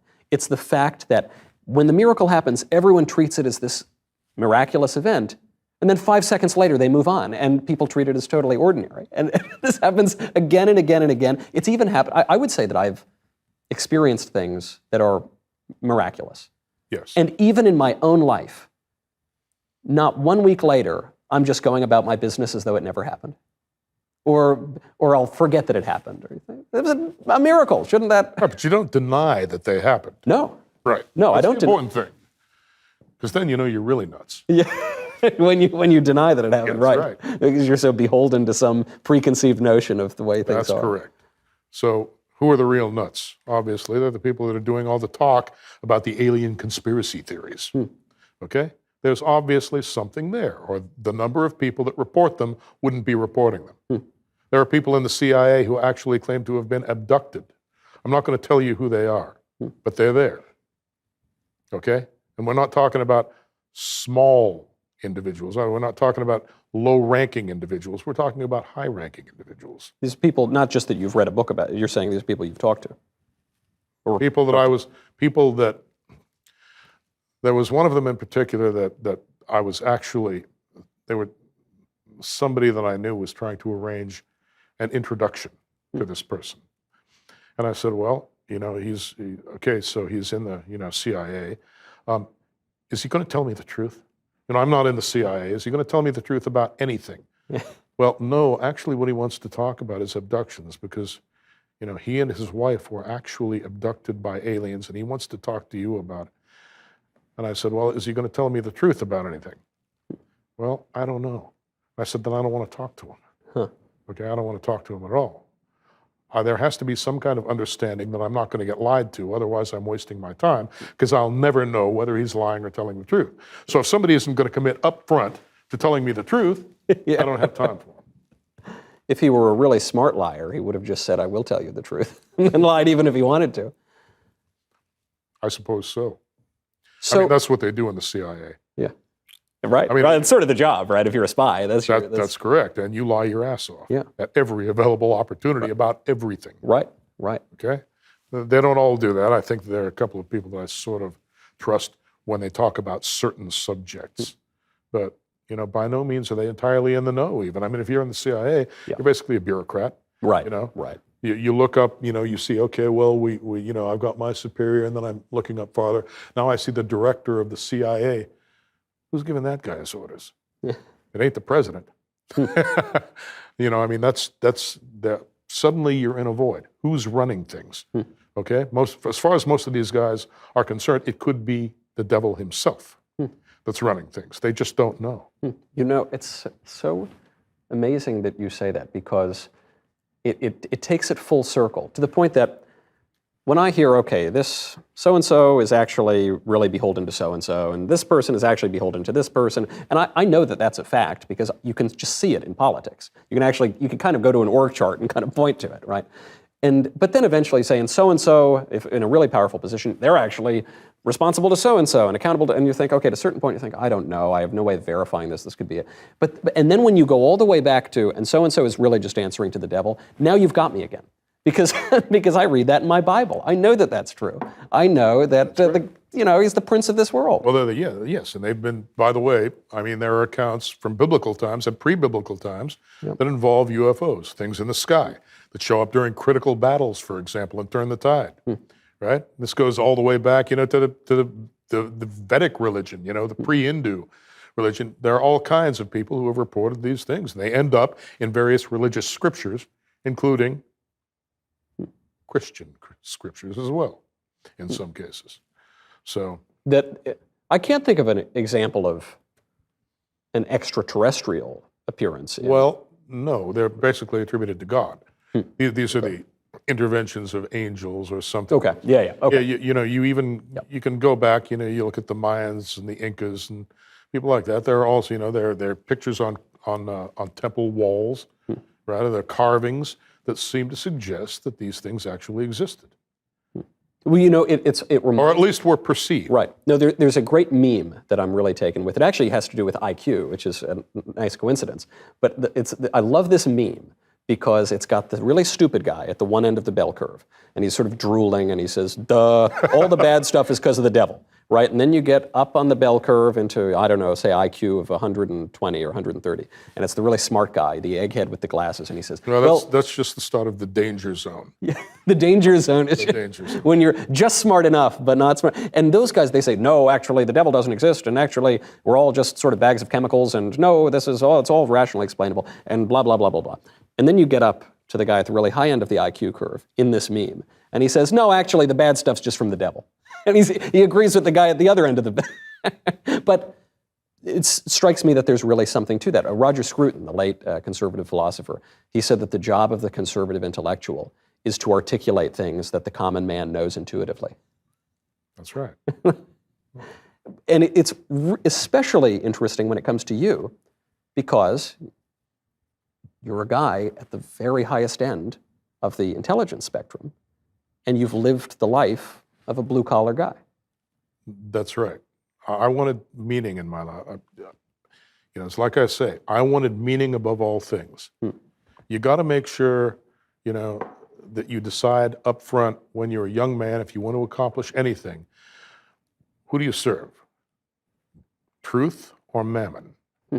Okay, you don't have a choice. You do have a choice, but you can't do both at once. Okay, it's either going to be truth, which is the same as God. I mean, truth and God are to some extent synonymous. Yeah, Or good, the true, and beautiful. Or it's going to be money. And if you choose money, if you choose mammon, then you're going to be serving mammon, who happens to be the globalists at this point, because they control all the wealth and power. So you mention, I think we totally agree, Marxism is a very terrible ideology that's caused a lot of suffering in the world. You would agree with that? I'm not wasting this cigar. Absolutely not. No, take your time, please. But so we would agree with that. We're pretty anti-Marxist, yes. Well, I'm very anti-Marxist. Yes. It's a terrible philosophy. Yes. I mean, it's as full of holes as you can imagine. Even though all the geniuses at Princeton or whatever, there's all these Marxists. Look, that's a club, If you don't have the key to the clubhouse, you're not getting in, okay? They won't even talk to you. Yeah. No academic will take me on, will actually start arguing, even in his own field at this point, because they know they're going to lose, and they will. Any academic, any time. But now, yes, I mean, I'm as anti-higher education cartel as there can be. Right, they're indoctrination mills. You have to look at the entire educational system as being one great big indoctrination factory. Yeah. And the people that work in it, those faculty members, they're chosen, they're selected as indoctrinators of the youth. Yes, and they peddle Marxism, but what I like what you just said. I mean, you boiled it down even more simply. A lot of politics comes down to, well, you're a socialist, I'm anti-socialist. Well, yeah, I'm very anti-socialist.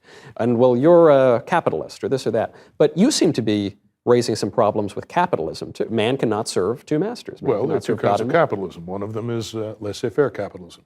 Then you're supporting your family, you're trying to get ahead, you're trying to enjoy a good and comfortable life, but you're not forgetting about God while you do it. Then you've got monopoly capitalism. And this is what libertarians and other people sometimes forget, that laissez-faire capitalism, because money gravitates, it's like a black hole, takes money to make money. Right. You got to have a bunch. Once you have a bunch of it, it comes more and more easily to you.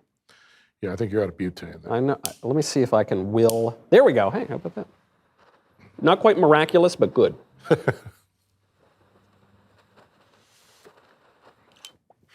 So monopoly capitalism is the sort of thing we call crony capitalism, crooked capitalism, but it's... But basically, you're not just controlling the supply side, you're controlling the markets, okay? You're told what you can buy. Well, we've decided that everybody should be using electric cars. We're not going to sell the other kind anymore. Right. Okay, that's monopoly capitalism, and because if you control the manufacturing, the industry, right? If you're a trade organization or a trade association, and you control that industry, you can literally control the market. You can only buy what you have the opportunity to buy, what they're giving you the opportunity to buy. And these days, they're only giving you what they want you to have. Those are the only choices you have as a consumer. They're doing this with light bulbs too, and it drives me nuts. They tried to do it 10 years ago. They are trying to ban incandescent light bulbs, which I find to be much more beautiful than those ugly LED or any of the other light bulbs. I just, in my home, I just find it warmer and more beautiful to have, and they are trying to outlaw them. Well, my wife agrees with you. Really? Well, we have, those old style incandescent bulbs in the bedroom, for example. Yeah, I think of my Christmas tree. I don't want those little LEDs. They're harsh, they're ugly, they're blue. I want the warmer light. And yet... Well, exactly, but they do make LEDs, by the way, in almost all frequencies these days. Really? Okay. So you can get daylight LEDs. Okay. They're a compromise. Costly, though. I mean, they're way more expensive than an incandescent bulb. So this actually raises even a different question here. We've talked about truth. We've talked about goodness. There's one more transcendental. Beauty. Correct. Where does beauty factor into your thoughts about everything? Well, now here we get, into the CTMU. We all know about the monetary economy, right? You get money, you buy things, you increase your wealth. The economy is actually telic. It's a vast favor bank. I do for you, you do for me. This is actually the trading system that exists in nature. Can you define the word telic? Yes, telesis, it means it's a fundamental, it's the mnemonic substance of which everything else is composed. Okay. Okay? In other I think I've got some people, a physicist says, well, that's energy. Energy is the basic substance of which everything is mass energy, right? I'm saying, no, you've got to go up a step. You need something more general with other properties that, for instance, accommodate information. Okay. You need something more general than energy to explain that. Or if you want to, you can play a little semantic game and then gradually expand the definition of energy so that it takes everything in, right? But I call the ultimate extension of that telesis. Okay. Basically, it's a fundamental form of intentionality. And if you want to talk about the intentionality of God, then you're talking about a dirty word in academia. And what is that? Teleology. Okay? The will of God. Right. Yeah. Things have a purpose. That's correct. Yes. And so you're saying that there is this telic aspect to the economy too. We're not just... that is fundamentally the only aspect, okay? Money is an abstraction of that. It's a very specified, controllable, physically commoditized version of telesis, okay? And you have a certain group, a certain crowd that has established a monopoly on that. Now, when you establish a monopoly on money, you're actually monopolizing the telic economy as well. How? People invest their telesis in what can make them money, okay? Right. Unless you're like me and you prefer meaning in your life, okay? Truth, all right? That's what telesis is. It encompasses not just money, but truth and meaning. That the way that money and the monetary economy is manipulated will take into it many more aspects of life that and maybe steer them the wrong way. I'll try to bring it to earth, at least in the way I was thinking about it, which is I hate modern buildings. I hate them. They're so ugly.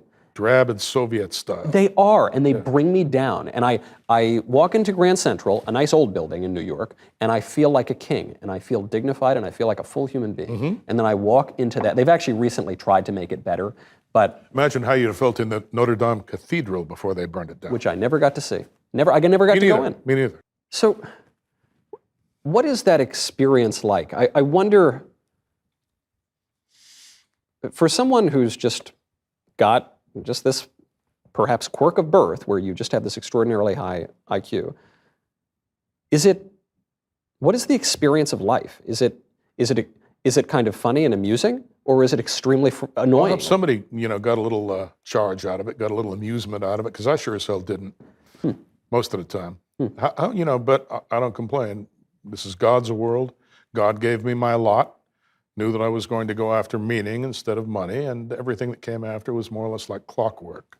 If you had any say in the matter, which you don't, but in which you certainly did not, would you choose to be born very intelligent, or of middling intelligence, or of low intelligence? What do you think the answer is? I wouldn't trade my mind for anyone else's. Nobody. Okay? Simply because I understand what the difference is now. You lose if you're not intelligent, you don't cultivate your intelligence and make the most of it, eventually you lose sight of truth entirely. And that's what has happened to most of these people. They're adapting, okay, we've got a narrative, I'm not going to get ahead in life unless I accept the narrative. So they accept the narrative. It's called adaptation. Okay, it's artificial, it's not like natural selection, where nature selects you. Okay, you're being selected now by a bunch of ideologues. Bunch of people who want you to adopt a certain way of looking at things because they have all the money and power and they want to keep it forever. All right? That's why the Christian church has fallen so radically out of favor with most of these people, even among certain Christians, high-ranking Christians. All right? It shows up in everything they say, and I don't want to mention any particular pope. On the other hand, you're referring to a certain Mr. Francis, present vicar of Christ. Well, he certainly he says these things that are so puzzling and potentially heretical, and certain cardinals have raised doubts and said, "Could you please answer this? It sounds like you've said something heretical." And the answer is always, "Well, you see, the Papa was misunderstood. He was misinterpreted in La Repubblica newspaper." And you say, well, if he keeps being misreported and misinterpreted, why does he keep giving the interviews to these atheist and far leftist journalists? I don't know. It's not mine to answer, I guess. Exactly. And I mean, this is something that I think needs to be addressed by the Catholic Church itself if it wants to stop shedding Christians right and left. You see, because people are not stupid. I mean, some of them can convince themselves of things that aren't true, but basically human beings are intelligent, and you're cheating your intelligence when you subscribe to these narratives. And apparently the Pope, who communicates directly with God, he buys into these narratives, and that's a contradiction in terms. It's funny you mention Papa Francesco, because he's come after the Latin Mass, and a lot of young... he claims to have been a bouncer at one point in his life. I read that somewhere. He doesn't... you look like you could be a bouncer. Papa Francesco does not look like he was a bouncer. I don't know. Do you buy it? Maybe in a really light-duty nightclub, he might have made it, you know what I'm saying? Certainly not in most of the ones that I worked in. He's gone after the Latin Mass, and I've noticed that young Catholics, I fell away, I was basically an atheist for about 10 years. Something that drew me, there were a lot of things that drew me back, but something that drew me back was the Latin Mass, and specifically the beauty, the smells and the bells, and the idea that the priest is facing the altar, and we're all facing together, and he's leading us in our worship of God.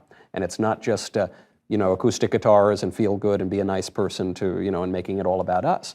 And a sense of the sacred. The sense of the sacred and a sense of the beautiful. It's why I asked that question about the role of beauty in your ideas. That's once again a function of the telic economy, okay? Basically, it's synonymous with teleology. Something cannot be anti-teleological or deviate from the will of God and still be objectively beautiful. All right? I mean, there are people who will who can take a religious icon or a picture of Jesus Christ, for example, and urinate on it, like Larry David. I mean, I don't know. Yeah, or even there was the famous picture, Piss Christ, right? It was a photograph of a crucifix. Isn't that disgusting? Disgusting. It was funded by the federal government. I think it received funding. They paid for that? I believe it received some amount of funding from, I could be getting this wrong, so don't quote me, but I thought it was the National Endowment for Arts or one of those organizations. Really? I thought so. I could be wrong, but that's what I bad. Yeah. Real bad. So, I don't know what to say in defense of these people. I don't think there is a defense for them. Okay? But if that's the kind of thing that they regard as art, then they are not in touch with beauty.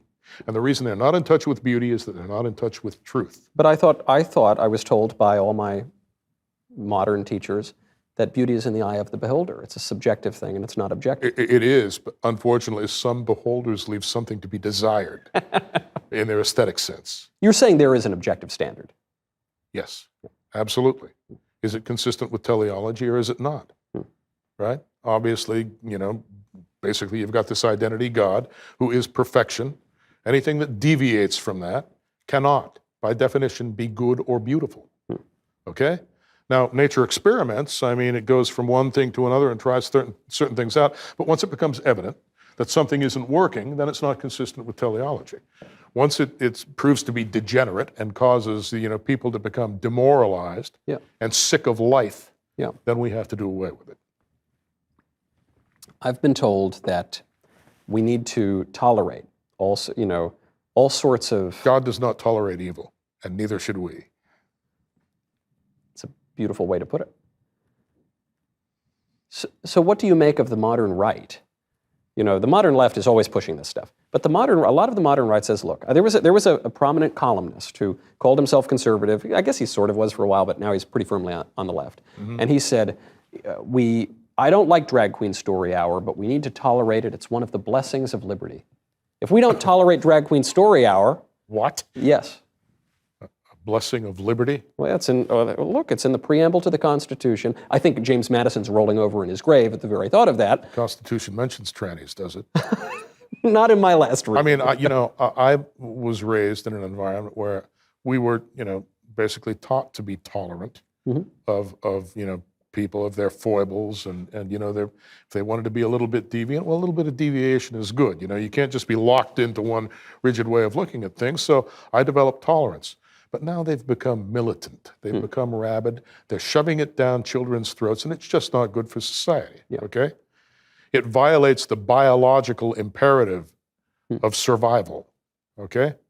To become totally sexual. There's a reason that men and women exist and that they mate and create children. It's for the survival of the human race, okay? That has to remain paramount. That's got to be the preferred mode of existence, okay? You've got to buy into that. Now, if you want to deviate a little bit in your private life and you've got somebody, who agrees to be deviant along those lines and you want to get together in the privacy of your own abode, you're not going to have Chris Langan knocking on their door. I'm not going to knock on their door. It's none of my business. It's for them to work out with God Almighty, okay? And if they can do that, more power to them. I don't know how they're going to do it, but give them a chance, okay? But when they go out and they have gay day parades where they're cavorting, nude, and they're going into children's restrooms and so forth, that's where we have to draw the line, you see? I mentioned this modern writer who is very misguided on this particular point. Are there thinkers alive today who you think are worth reading? People always say, what's the reading list? What should I read? What should I listen to? Are there philosophers or popular writers? There are no academic philosophers that are worthy, as far as I'm concerned, of attention. What about It's not because all of them are stupid or anything like that. It's because they bought into the party. They're academics. Yeah. Okay? They cannot violate, the academic, communistic, atheistic narrative and get away with it. Okay? And if you're in that system, then obviously you're playing along with it. And you can't do that and be an honest, truthful philosopher. Are there non-academic writers, thinkers, philosophers who you would recommend people read? I'm sure they're out there. I haven't encountered any, not recently. What about, that gets rid of the living people. What about those dead guys? All those old dead guys, going back to ancient Greece or anywhere in the middle? Well, a lot of those guys had something very useful to say. Who, if a listener right now said, I want to know who, beyond his own writing, who the smartest man in the world wants me to read, who would you recommend? Well, I would say that you should go back and definitely read Aristotle and Plato and Socrates. Okay, start with that and then go up and then, work your way through there. A lot of smart guys. Read Plotinus, read about Neoplatonism, right? And once you find out about Neoplatonism, then you can go back to the ancient Vedic religion, right? Because it's basically the same thing in different language. And as you know, then Neoplatonism kind of became a mainstay of medieval Christianity. Okay? And there's a lot to that. So that takes us up through, and it takes us up through some of the medieval Christian philosophers, Anselm, Aquinas, Augustine. And beyond that, then it starts getting dicey. You see, even when you get up to like René Descartes, for example, everything becomes dualistic. You've got these Cartesian spaces that more or less exclude the observer. There are no images of God in a Cartesian space. Chris, have you ever, because you worked at bars, you ever hear about the horse who shows up to the bar and asks the bartender for a drink? And the bartender says, "Horse, man, you've been here every night this week. I think you're an alcoholic." And the horse says, "I don't think I am." Poof, the horse disappears. Now you will understand this. This is a joke about Descartes, who says, "I think, therefore I am." But if I had told you that part first, I would have put Descartes before the horse.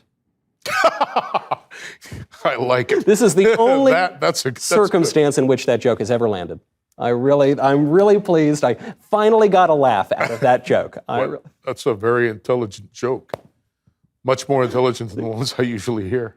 Well, thank you. Especially in a bar. That at least I can believe. So, but I'm that digression aside, I'm glad you bring this up because people always ask me, they say, what philosophers should I read? I say, one, why are you asking me? But two, they always say, should I read John Locke? Should I read Rousseau? Should I read John Rawls? Should I read this, that, and the other? I say, maybe focus a little earlier first. And it's funny you mention, once you get up to Aquinas, after him, things start to go a little kooky. A little south. Yeah. Until now, of course, all of that is completely out of fashion. And most of these modern philosophers are, they're really, Frankfurt School type people. And that's cultural Marxism, which of course is just the social program of the Marxists. But Chris, even though I just wrote a book last year on cultural Marxism, I have been told, reliably informed by Wikipedia, that's just a crazy conspiracy theory. Yes, well, Wikipedia seems to think I'm a crazy conspiracy theory too. You read my biography there? Not recently. Everything bad that you can say, you know. And basically, I was exiled from Wikipedia years ago. I went in and said, no, wait a minute here. No, I'm not an intelligent design creationist per se. I have a different approach to teleology and all that. And I was immediately kicked off Wikipedia. Okay, so they can say whatever they want to in my biography in Wikipedia. There's not a thing I can do about it. Because you even suggested the idea of some sort of intelligent design. That is correct.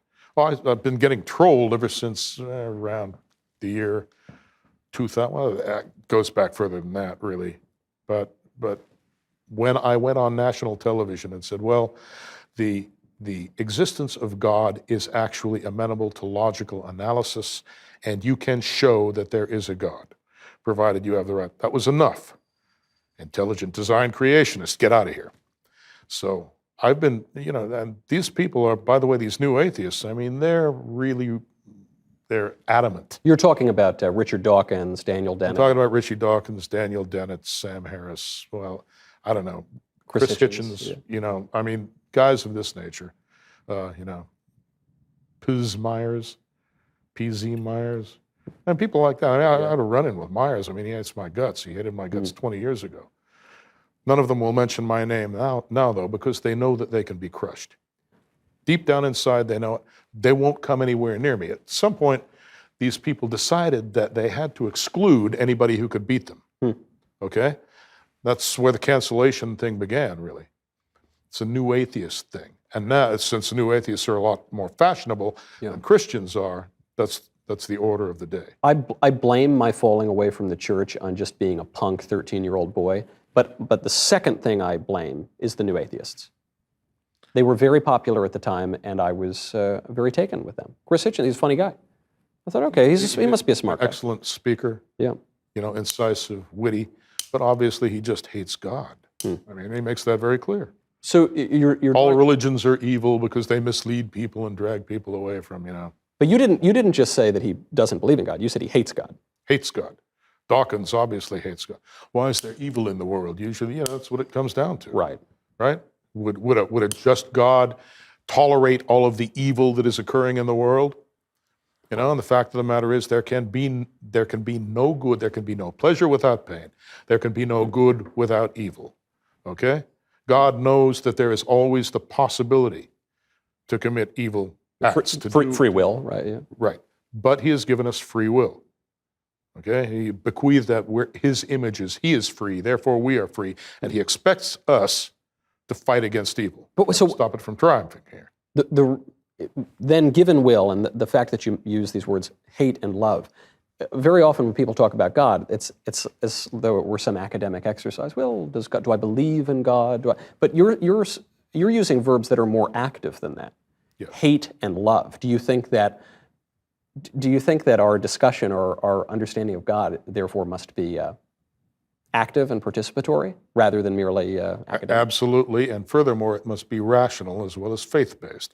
A lot of religionists are fideistic, which means they rely completely on faith and say that we can have no knowledge of God. Wasn't that nonsense? Yeah. Okay. You have to know what you got faith in. Yeah. Okay? How can you invest faith in something that you don't know what it is? You need at least an elementary description of it before you can predicate, before you can attribute faith to it, before you can invest belief in it. All right, if you invest belief in X, but you don't know what X is that meaningful? Obviously not. So faith and rationality are indelibly coupled, okay? There's just no other way to talk about it.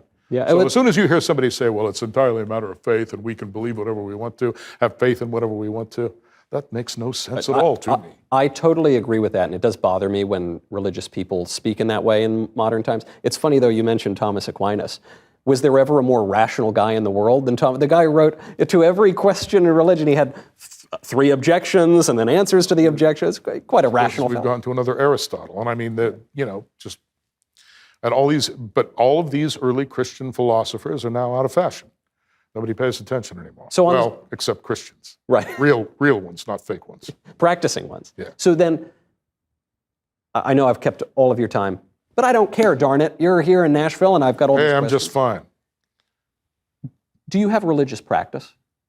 There is, yes. Well, let's just put it this way. I don't currently attend church, but up until several years, I started doing like my own kind of like thing with preaching, right? So I decided that I didn't, but I was for about 10, 15 years, I went to a little country church up the road from us. Yeah. Right now, I live on a road where there used to be 3 historic churches. 2 of them were burned down. Arson. No, not accidental. Not accidental, no. And they were historical, Civil War era churches, okay? But one was left, right? And it was north of us, about 2.5 miles north of us on Route P there. So I attended that church pretty religiously, very regularly for a long time. Now, as it happened, the last thing that I heard, it's run by a wonderful lady that actually takes care of most of what goes on there, and it's got a good pastor, right? But, I finally decided that, okay, what I have to do is go out and start talking about these things myself. So since then, that's what I've been doing. I wish you were here on a Sunday. I could take you to my good Latin Mass parish here. I think you would like it. I was twice baptized a Catholic way back when, but it's like I say, I was a kid. Yeah. One of my aunts was a nun, Aunt Sybil, right? So, I have some fond memories of what it's like to be a real Catholic, but I don't think that kind of Catholicism is in vogue. It's certainly not in vogue. Yeah. When young people are searching for meaning, as you say, you looked for meaning in your life. It reminds me of Viktor Frankl, right? Man's search for meaning. He says, search for meaning is man's primary motivator, more than sex, more than anything else. And that's the way it should be. Yeah. But that's not the way it is anymore. They just want the money.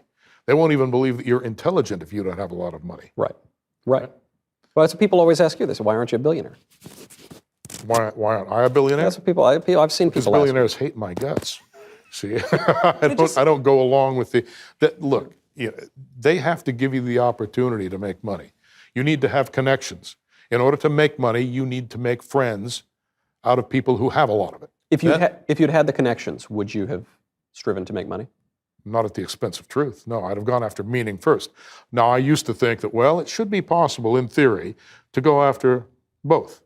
And then I discovered that wasn't necessarily true. Yep. If you go after truth too hard, then you're going to make a bad impression on mammon, on the people with all the money, and eventually you're going to be canceled out of any sort of comfortable life. And there's also just a time issue, right? I mean, if you dedicate yourself to, I don't know, doing spreadsheets or something, you're probably not going to have a ton of time to pursue truth. Or am I wrong about that? Am I just underestimating? You're absolutely right. Eventually that's what you become, We are what we do, more or less. So you've got to make up your mind what you want to spend your time doing. And I consider it to be better to seek truth and meaning and God than it is to pursue money. Now, who agrees with me these days? Not many. I'd like to have it all, but I certainly Well, I would like to bring mankind back to the point where we care about those things again. Yeah. Because, of course, then the question is, if you just focus your life on money, just for money's sake, just to get stuff, you can't take it with you. Eventually, all that stuff is going to decay. Oh, well, yes, of course it is. But a lot of these rich people are into something called transhumanism. They don't think that they're going to have to leave. So there's no problem with not being able to take it with you because you're not going anywhere. You're going to upload your consciousness to a computer, you see. I've heard this. It's a very popular idea.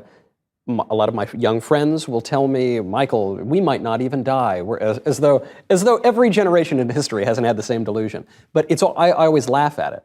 But very wealthy, very powerful, ostensibly intelligent people take this seriously. We're just going to upload our brains. Ostensibly intelligent. That's an important caveat.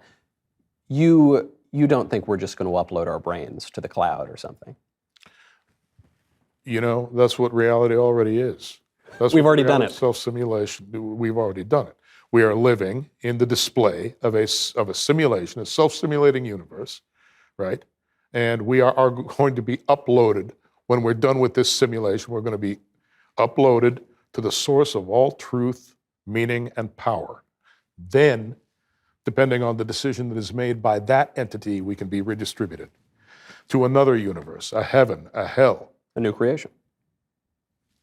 Pardon me? A new creation, right? The idea, the resurrection of the body, right? That is correct.